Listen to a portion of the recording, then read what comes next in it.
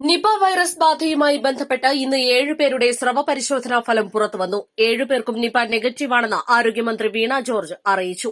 രോഗം ബാധിച്ച് മരിച്ച 14-കാരന്റെ കൂട്ടുകാരായ 6 പേരുടെയും 68-കാരനായ മറ്റൊരു വ്യക്തിയുടെയും സ്രവ പരിശോധനാ ഫലമാണ് പുറത്തുവന്നത്. കൂട്ടുകാരായ 6 പേരും കുട്ടിയുമായി നേരിട്ട് സമ്പർക്കമുള്ളവരായിരുന്നു. 68-കാരനായ വ്യക്തിക്ക് നേരിട്ട് സമ്പർക്കമില്ലെങ്കിലും പനിയുള്ള സാഹചര്യത്തിൽ സാമ്പിൾ പരിശോധിക്കുകയായിരുന്നു. ഓരോരുത്തരുടെയും 3 സാമ്പിൾ വീതമാണ് പരിശോധനയ്ക്ക് അയച്ചിരുന്നത്. ഇന്ന് 7 പേരുടെ സാമ്പിളുകളാണ് പരിശോധിച്ചത്. 7 സാമ്പിളുകളും നെഗറ്റീവാണ്. 7 പേരുടെ 3 സാമ്പിളുകൾ വീതമാണ് പരിശോധിച്ചത്. ആ 7 സാമ്പിളുകളും നെഗറ്റീവാണ്. ഇന്നത്തെ സമ്പർക്ക പട്ടികയിൽ ഇതുവരെ 330 പേരാണ് ഉൾപ്പെട്ടിട്ടുള്ളത്. അതിലേതാണ്ട് 68 പേർ ആരോഗ്യ പ്രവർത്തകരാണ്. 101ഓളം പേർ ഹൈറിസ്ക് കാറ്റഗറിയിൽ ഉള്ളവരാണ്. നിലവിൽ സമ്പർക്ക പട്ടികയിൽ 330 പേരാണുള്ളത്. ഇതിൽ 68 പേർ ആരോഗ്യ പ്രവർത്തകരാണ്. 101 പേരാണ് ഹൈറിസ്ക് കാറ്റഗറിയിലുള്ളത്. 7 പേർ ആശുപത്രിയിൽ അഡ്മിറ്റായി ചികിത്സയിലാണ്. 6 പേർ മഞ്ചേരി മെഡിക്കൽ കോളേജിലും ഒരാൾ കോഴിക്കോട് മെഡിക്കൽ കോളേജിലുമാണ് ചികിത്സയിലുള്ളത്. മരണപ്പെട്ട കുട്ടിയുടെ കുടുംബത്തിലെ ആർക്കും രോഗലക്ഷണങ്ങളില്ല. രോഗം ബാധിച്ച് മരണപ്പെട്ട കുട്ടിയുടെ സംസ്കാരം പ്രോട്ടോകോൾ പാലിച്ച് നടത്തും. സമ്പർക്ക പട്ടികയിൽ ഉൾപ്പെട്ട മുഴുവൻ പേരുടെയും സ്രവമെടുത്ത് പരിശോധിച്ച രോഗമില്ലെന്ന് ഉറപ്പാക്കും. രോഗലക്ഷണങ്ങൾ ഉള്ളവരുടെ സാമ്പിളുകളാണ് ആദ്യം പരിശോധിക്കുക. സമ്പർക്ക പട്ടികയിൽ നിന്നും ആരും വിട്ടുപോയിട്ടില്ലെന്ന കാര്യം വീണ്ടും പരിശോധിച്ച് ഉറപ്പാക്കും. രോഗം ബാധിച്ച് മരിച്ച കുട്ടിയുടെ കൂടുതൽ വിവരങ്ങളടങ്ങിയതും കൂടുതൽ വ്യക്തതയുമുള്ള റൂട്ട് മാപ്പ് പുറത്തിറക്കും. ഈ റൂട്ട് മാപ്പ് പരിശോധിച്ച ശേഷം സമ്പർക്ക പട്ടികയിൽ ഉൾപ്പെടാൻ സാധ്യതയുള്ളവർ കൺട്രോൾ റൂമിൽ അറിയിക്കണം. സമ്പർക്ക പട്ടികയിൽ ഉൾപ്പെടേണ്ട ആരെയും വിട്ടുപോയിട്ടില്ല എന്നുറപ്പാക്കുന്നതിനായി കുട്ടി ചികിത്സയിലിരുന്ന ആശുപത്രികളിലെ CCTV ദൃശ്യങ്ങൾ പരിശോധിച്ചിട്ടുണ്ട്. ആളുകൾ വലിയ രീതിയിൽ ആശങ്കപ്പെട്ട് ഞാൻ അവിടെ പോയിരുന്നു, ഇന്ന ദിവസം പോയിരുന്നു, അല്ലെങ്കിൽ അതിന് ഒരാഴ്ച മുൻപ് പോയിരുന്നു, പ്രശ്നമുണ്ടോ എന്നുള്ള നിലയിൽ അങ്ങനെയല്ല. അതിൽ ആശങ്കപ്പെടേണ്ടതില്ല. ഈ റൂട്ട് മാപ്പിൽ പറഞ്ഞിരിക്കുന്ന സമയത്ത് ഇപ്പോൾ ചിലപ്പോൾ കാഷ്വാലിറ്റിയിലായിരിക്കാം, അല്ലെങ്കിൽ ചിലപ്പോൾ ICUവിലായിരിക്കാം. അവിടെ ആ സമയത്ത് ഉണ്ടായിരുന്നവർ അങ്ങനെ കോണ്ടാക്ട് ലിസ്റ്റിൽ ഇടം പിടിക്കാൻ സാധ്യതയുള്ളവർ ദയവായി കൺട്രോൾ റൂമുമായിട്ട് ബന്ധപ്പെടുക. മറ്റുള്ളവർ ഇത് സംബന്ധിച്ച് ആശങ്കപ്പെടേണ്ടതില്ല. ഇതുകൂടാതെ ആശുപത്രികളിലെ CCTV ദൃശ്യങ്ങൾ ഇന്ന് പോലീസും ഉണ്ടായിരുന്നു. ആരോഗ്യ പ്രവർത്തകർ, ആശുപത്രികൾ പൂർണ്ണമായി സഹകരിച്ചു.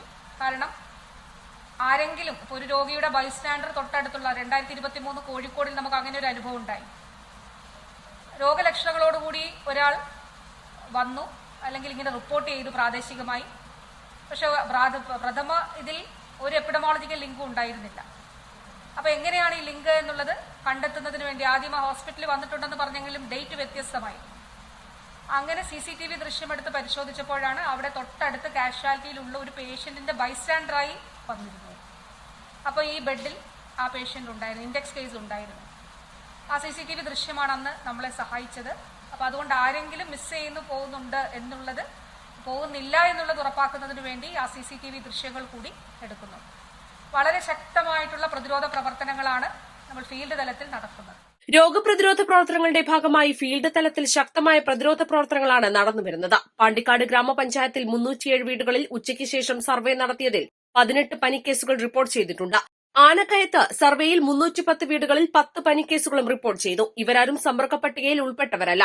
രോഗപ്രതിരോധ പ്രവർത്തനങ്ങൾ കൃത്യമായി നടത്തുന്നതിനും ഐസൊലേഷനിൽ കഴിയുന്നവർക്ക് പിന്തുണ ഉറപ്പാക്കുന്നതിനുമായി പാണ്ടിക്കാട്, ആനക്കയം, പോരൂർ, കീഴാറ്റൂർ, തൂവൂർ ഗ്രാമപഞ്ചായത്ത് പ്രസിഡന്റുമാരുടെയും പെരിന്തൽമണ്ണ, മഞ്ചേരി നഗരസഭാധ്യക്ഷരുടെയും യോഗം ഓൺലൈനായി ചേർന്നു.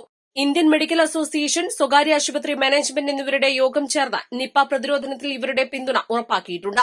ഐസൊലേഷനിൽ കഴിയുന്നവരുടെ വീടുകളിൽ ഭക്ഷണം എത്തിക്കുന്നതിനുള്ള സജ്ജീകരണങ്ങൾ ഉറപ്പാക്കിയിട്ടുണ്ട്. ഇവരുടെ വളർത്തുമൃഗങ്ങൾക്കും ഭക്ഷണം ലഭിക്കുന്നുവെന്ന് ഉറപ്പാക്കി. അപ്പോൾ പാണ്ടിക്കാട് പഞ്ചായത്തിൽ 307 വീടുകളാണ് ഉച്ച കഴിഞ്ഞിട്ട് ഇതുവരെ സർവേ നടത്തിയത്. അതിൽ 18 പേര് പനി കേസുകളുണ്ട്. ഇന്ന് പനി മഴക്കാലമാണ്, പനിയുടെ ഒരു സീസണാണ്.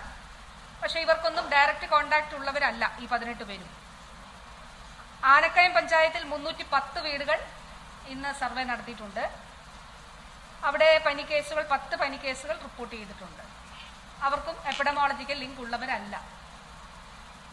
അതുകൂടാതെ ഇന്ന് ഉച്ചയ്ക്ക് മുൻപ് പഞ്ചായത്ത് പ്രസിഡന്റുമാരുമായിട്ട്, അതുപോലെ മുനിസിപ്പാലിറ്റിയുടെ അധ്യക്ഷന്മാരുമായിട്ടും മീറ്റിംഗ് എടുത്തിരുന്നു. ഐസൊലേഷനിൽ കഴിയുന്ന ആളുകൾക്ക് ആവശ്യമായിട്ടുള്ള സഹായങ്ങൾ, ഇപ്പോൾ അവർക്ക് ഭക്ഷണം, മരുന്ന്, മറ്റു കാര്യങ്ങൾ, അത് പഞ്ചായത്തിന്റെ നേതൃത്വത്തിൽ വളണ്ടിയേഴ്സ് ആ കാര്യങ്ങൾ എത്തിച്ചു കൊടുക്കും. അവിടെ മറ്റ് മൃഗങ്ങൾ, ഇപ്പോൾ വളർത്തുമൃഗങ്ങളൊക്കെ ഉണ്ടെങ്കിൽ, പശുക്കൾ, അങ്ങനെയുള്ള വളർത്തുമൃഗങ്ങൾ ഉണ്ടെങ്കിൽ അവയ്ക്കുള്ള ആഹാരം കൂടി ക്രമീകരിക്കത്തക്ക നിലയിൽ ഐസൊലേഷനിൽ കഴിയുന്നവർക്ക്, പുറത്തു വന്ന് ഭക്ഷണം വാങ്ങിക്കാൻ കഴിയാത്തവർക്ക്. സ്രവ പരിശോധനയ്ക്കായി പൂന വൈറോളജി ഇൻസ്റ്റിറ്റ്യൂട്ടിൽ നിന്നുള്ള മൊബൈൽ ലാബ് നാളെ എത്തും. കോഴിക്കോട് മെഡിക്കൽ കോളേജിലെ മൈക്രോബയോളജി ലാബിന്റെ സഹകരണത്തോടെ ഈ ലാബ് പ്രവർത്തിക്കുമെന്നും മന്ത്രി അറിയിച്ചു. നാളെ നടക്കാനിരുന്ന +1 അലോട്ട്മെന്റ് നിപ പ്രോട്ടോകോൾ കർശനമായി പാലിച്ചുകൊണ്ടേ നടത്താവൂ എന്ന് മന്ത്രി നിർദ്ദേശിച്ചു. ആനക്കയം, പാണ്ടിക്കാട് ഗ്രാമപഞ്ചായത്തുകളിലായി 3 ഹയർ സെക്കൻഡറി സ്കൂളുകളാണുള്ളത്. കൃത്യമായ സാമൂഹ്യ അകലം പാലിച്ചും സാനിറ്റൈസർ, N95 മാസ്ക് എന്നിവ ധരിച്ചുകൊണ്ടുമാണ് കുട്ടികളും രക്ഷിതാക്കളും അലോട്ട്മെന്റിന് എത്തേണ്ടത്. ആൾക്കൂട്ടമുണ്ടാവാത്ത രൂപത്തിൽ അലോട്ട്മെന്റ് ക്രമീകരിക്കാൻ നിർദ്ദേശം നൽകിയിട്ടുണ്ട്. സമ്പർക്ക പട്ടികയിലുള്ള ആരെങ്കിലും അലോട്ട്മെന്റിന് ഹാജരാവുന്നെങ്കിൽ അക്കാര്യം അവരുടെ ആരോഗ്യ കേന്ദ്രങ്ങളിലെ മെഡിക്കൽ ഓഫീസർമാരെ അറിയിക്കണം. ഇവർ പൊതുവാഹനങ്ങൾ ഉപയോഗിക്കാതെ സ്വകാര്യ വാഹനത്തിലാണ് അലോട്ട്മെന്റിൽ പങ്കെടുക്കാനെത്തേണ്ടത്. അവരുടെ അലോട്ട്മെന്റ് നടപടികൾ വേഗത്തിൽ പൂർത്തിയാക്കി വിടണമെന്നും മന്ത്രി നിർദ്ദേശിച്ചു. നാളെ +2 അലോട്ട്മെന്റ് നടക്കുന്നുണ്ട്. അപ്പോൾ നമുക്ക് നമ്മുടെ ഈ കുഞ്ഞുങ്ങൾക്ക് അവസരം നഷ്ടപ്പെടാൻ പാടില്ല. അതുകൊണ്ട് 3 സ്കൂളുകളാണ് ഈ 2 പഞ്ചായത്തുകളിലുമായി +1 അലോട്ട്മെന്റ് നടക്കുന്നതായിട്ട് ഉള്ളത്. ഞാൻ ബഹുമാന്യനായിട്ടുള്ള വിദ്യാഭ്യാസ മന്ത്രിയുമായിട്ട് സംസാരിച്ചിരുന്നു. കളക്ടർ DDയുമായും സംസാരിച്ചു. അതിന്റെ അടിസ്ഥാനത്തിൽ ഈ 3 സ്കൂളുകളിലും നാളെ അലോട്ട്മെന്റ് നടക്കേണ്ടതായിട്ടുണ്ട്. അവിടെ സാമൂഹ്യ അകലം പാലിച്ചും അതുപോലെ N95 മാസ്ക് ധരിച്ചും കൃത്യമായി പ്രോട്ടോകോൾ പാലിച്ചുകൊണ്ട് അലോട്ട്മെന്റ് നടക്കും. ഒരു തരത്തിലുള്ള തിക്കും തിരക്കും. അത് മലപ്പുറം ജില്ലയിൽ പൊതുവെ നാളെ +1 അലോട്ട്മെന്റ് നടക്കുന്ന എല്ലാ സ്കൂളുകളിലും ആൾക്കൂട്ടം ഒഴിവാക്കി പരമാവധി സാമൂഹ്യ അകലം പാലിച്ച്, നേരത്തെ തന്നെ ഈ അലോട്ട്മെന്റിന് വേണ്ടിയിട്ടുള്ള ലെറ്ററൊക്കെ നമ്മുടെ കുട്ടികൾക്ക് കിട്ടിയിട്ടുണ്ട്. അതിന്റെ അടിസ്ഥാനത്തിൽ കുട്ടിയും രക്ഷിതാവും ഒക്കെ ആയിരിക്കും സ്കൂളിൽ വരിക. അപ്പോൾ അവര് ആൾക്കൂട്ടം ഉണ്ടാകാത്ത നിലയിൽ അത് ക്രമീകരിക്കുന്നതിന് വേണ്ടിയിട്ടുള്ള തീരുമാനമാണ് ഉണ്ടായിട്ടുള്ളത്. അത് DD കൂടി ഇതിലിപ്പോൾ സംസാരിച്ചിരുന്നു. ആ രീതിയിലുള്ള ക്രമീകരണമാണ് ചെയ്യേണ്ടത്. ഇനി കോണ്ടാക്ട് ലിസ്റ്റിലുള്ള ആരെങ്കിലും നാളെ അലോട്ട്മെന്റ് പങ്കെടുക്കുന്നുണ്ടെങ്കിൽ, അങ്ങനെയുണ്ടെങ്കിൽ ആ മെഡിക്കൽ ഓഫീസറെ അറിയിക്കണം. പാണ്ടിക്കാടും ആനക്കയത്തുള്ള മെഡിക്കൽ ഓഫീസറെ അറിയിച്ചിട്ട് സ്വകാര്യ വാഹനങ്ങളിൽ അവിടെ പോവുകയും നേരത്തെ തന്നെ ഇൻഫോം ചെയ്യുന്നതനുസരിച്ച് അവർക്ക് ആ ഒരു പ്രവേശനത്തിൽ പങ്കെടുക്കുന്നതിനുള്ള ഒരു സാഹചര്യം ഉണ്ടാവുകയും ചെയ്യുക എന്നുള്ളതാണ്. എന്നാൽ ഇതുവരെ ആരും തന്നെ അങ്ങനെ ഉള്ളതായിട്ട് ഇവിടെ റിപ്പോർട്ട് വന്നിട്ടില്ല. ഉണ്ടെങ്കിൽ ഇനി മെഡിക്കൽ ഓഫീസറെ കോണ്ടാക്ട് ലിസ്റ്റിലുള്ളവർ ഉണ്ടെങ്കിൽ, ആ ഒരു പ്രായത്തിലുള്ള ആരും ലിസ്റ്റിൽ ഇതുവരെ ഇല്ല എന്നുള്ളതാണ്. ഇനി അഥവാ വിട്ടുപോയിട്ടുണ്ടെങ്കിൽ ലിസ്റ്റിലുള്ളവരുടെ പ്രായം അല്ലെങ്കിൽ ആ രീതിയിൽ ഉണ്ടെങ്കിൽ അവർക്ക് അറിയിച്ച് അതിൽ പങ്കെടുക്കാൻ കഴിയുന്നതാണ്.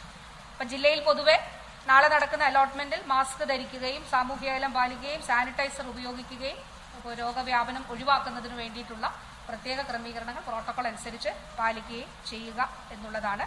അതിൽ പോലീസിന്റെ കൂടി ഒരു സഹായം അതിലുണ്ടാകുമെന്നുള്ളത് അറിയിച്ചിട്ടുണ്ട്. ജില്ലയിലെ എല്ലായിടത്തും +1 അലോട്ട്മെന്റുകൾ സാമൂഹ്യ അകലം പാലിച്ചും മാസ്ക്, സാനിറ്റൈസർ എന്നിവ ഉപയോഗിച്ചുമുള്ള നിപ പ്രോട്ടോകോൾ പാലിച്ചും മാത്രമേ നടത്താവൂ. ഇത് നടപ്പാക്കുന്നതിനായി പോലീസിന്റെ സഹായം ഉറപ്പുവരുത്തിയിട്ടുണ്ട്. ഇക്കാര്യം വിദ്യാഭ്യാസ മന്ത്രിയുമായി സംസാരിച്ചതായും ആരോഗ്യമന്ത്രി പറഞ്ഞു. East live, Malappuram.